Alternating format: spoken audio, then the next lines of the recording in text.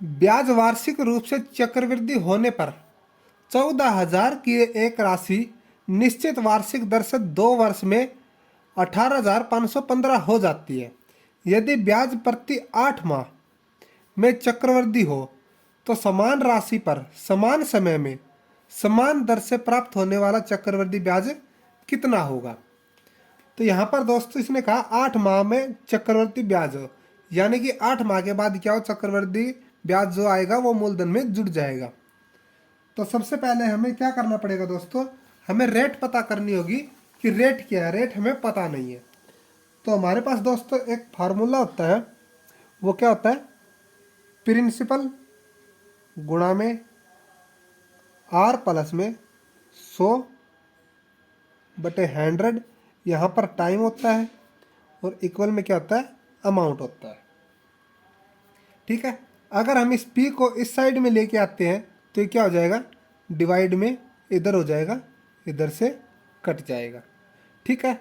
यहाँ पर are plus 100/100 power में टी ए बटे पी, यानी कि इसने ए हमारे को दिया गया 14,000 रुपये, सॉरी पी दिया गया हमें 14,000 रुपये, और अमाउंट दे रखे है ये ब्याज जोड़कर, ये दे रखे हमें 18,515। ठीक है। और टाइम हमें कितना दिया गया है, टाइम यहाँ पर 2 वर्ष दिया गया है, यानी कि टी की वैल्यू है जो हमारे पास दी गई है वो 2 साल दी गई है। तो यहाँ पर हम इसको लिख लेते हैं दोबारा से, आर प्लस 100/100 पावर दे रखी है हमें 2, इक्वल में अमाउंट की जगह पर लिखेंगे हम ये वाली वैल्यू 18,515 बटे में 14,000। तो अब इसको हम कट करेंगे दोस्तों। तो कट करेंगे हम इसको, सबसे पहले हम कर लेते हैं 5 से कट। 5 दूनी 10, 40, 5 अट्ठे 40, यानी कि 2,800 पे। इसको 5 से कट करेंगे, 5 दिए 15, 3 5 7 35, 0 5 दिए 15, ये 5 से कट गए। अब इसको 7 से कट कर लेते हैं, 7 चौक 28, 7 से इसको कट करेंगे हम, 7 पंजे 35, 2 बचा दोस्तों, 7 दूनी 14, 6 बचा, 7 नीम 63, यानी कि हमारे पास वैल्यू आ गई आर प्लस में 100/100 पावर 2 529/400। जब ये स्क्वायर है इधर से हटकर इस साइड में जाएगा तो क्या हो जाएगा, रूट में कन्वर्ट हो जाएगा। तो रूट में कन्वर्ट होने के बाद हमें क्या वैल्यू मिलेगी, यहाँ पर दोस्तों आर प्लस में 100 बचेगा, नीचे 100, इक्वल में 529 किसका होता है, ये होता है 23 का, और 400 किसका होता है, 20 का। तो 20 से इसको हम कट करेंगे दोस्तों, हमारे पास क्या आएगा, 5 बार में कट हो जाएगा।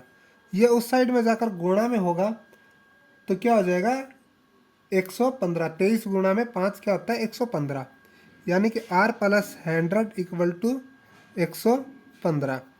आर का मान हमारे पास क्या आ जाएगा, 100 उस साइड में जाकर माइनस होगा, 115 माइनस 100 तो क्या आ जाएगी रेट, हमारे पास 15% आ जाएगी दोस्तों। तो अब हमारे पास रेट आ गई है दोस्तों, कितनी आई है 15%। तो यहाँ पर करते हैं हम इसको, रेट 15% आ गई है। तो इसकी फ्रैक्शन वैल्यू क्या होगी दोस्तों, इसने एक बात और दे गई है दोस्तों, यहाँ पर इसने रेट 15% है जो हमारी निकल के आई है। 8 माह चक्रवृद्धि ब्याज संयोजित हो रहा, तो हम देखेंगे साल में कितने 8 माह होते हैं। तो साल में कितने 8 माह होते हैं, उससे हम क्या करेंगे, इसको आर को भाग करेंगे। ठीक है। हम अपनी सहूलियत के अनुसार इसको हम भाग करेंगे, यानी कि साल में 8 माह कितने होते हैं, 12/8 इतने होते हैं साल में। तो यहाँ पर लिखेंगे हम आर बराबर 15/12/8। तो 3 चौक 12, 3 पंजे 15, ये ऊपर जाकर गुणा में होएगा 8, 5/4 गुणा में 8, तो ये कट जाएगा। 4 दूनी 8, 5 दूनी 10, आर हमारे पास क्या आ गई, 10% आ गई। ठीक है, ये 10% का कोई कारण है दोस्तों, मैं आपको बताऊंगा, क्योंकि टाइम आगे इंक्रीज होगा। हमने आर को यहाँ पर डिवाइड किया, यानी कि कितने, 12/8 है, उससे हमने डिवाइड किया। अब यहाँ पर टाइम हमारे को दिया गया है यहाँ पर 2 वर्ष। तो टाइम को हमें क्या करना है, गुणा करना है उसी से जिससे हमने यहाँ पर भाग दिया था 12/8 से। तो यहाँ पर हम करेंगे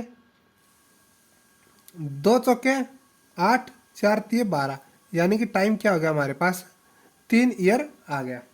अब यहाँ पर हम सोल्व करेंगे दोस्तों प्रिंसिपल और अमाउंट लेकर। ठीक है, तो प्रिंसिपल हमारा क्या होगा, यहाँ पर रेट 10% आई, तो इसकी फ्रैक्शन वैल्यू होती है 1/10, यानी कि 10 मूलधन है, 1 हमारा क्या है, ब्याज है। 10 मूलधन है, 1 ब्याज है, तो 10 में 1 जुड़ेगा तो क्या आ जाएगा हमारे पास, मिश्र धन आ जाएगा 11। टाइम 3 ईयर है, तो पावर में हम 3 लिखेंगे, जितना टाइम होगा उतना ही हम इसको पावर में लिखेंगे। तो 10 की पावर 3 कितना होता है, 1000। 11 की पावर 3 1331 होता है। तो यहाँ पर हमें ब्याज कितना मिल रहा है, 331 रुपये मिल रहा है। हम यहाँ पर अंतर करेंगे इन दोनों का, तो हमारे पास ब्याज आ जाएगा।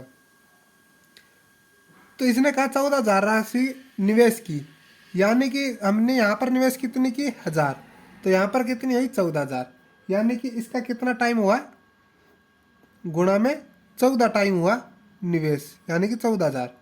तो पूछा क्या गया है, ब्याज कितना होगा, ब्याज 331 है, तो इसको भी हम 14 से गुणा करेंगे, तो हमारे को क्या मिलेगा, 14 एकम 14, 14 अठाई 14 ते 42, रेक 43, 14 ते 42 और 4 46, यानी कि 4634 रुपये हमें क्या मिलेगा, ब्याज मिलेगा। यही क्या हो जाएगा दोस्तों हमारा आंसर। उम्मीद है कि आपको वीडियो पसंद आई होगी। चैनल को लाइक शेयर सब्सक्राइब करना मत भूलिए, ताकि आने वाली वीडियो का नोटिफिकेशन आपको जल्द से जल्द प्राप्त हो सके।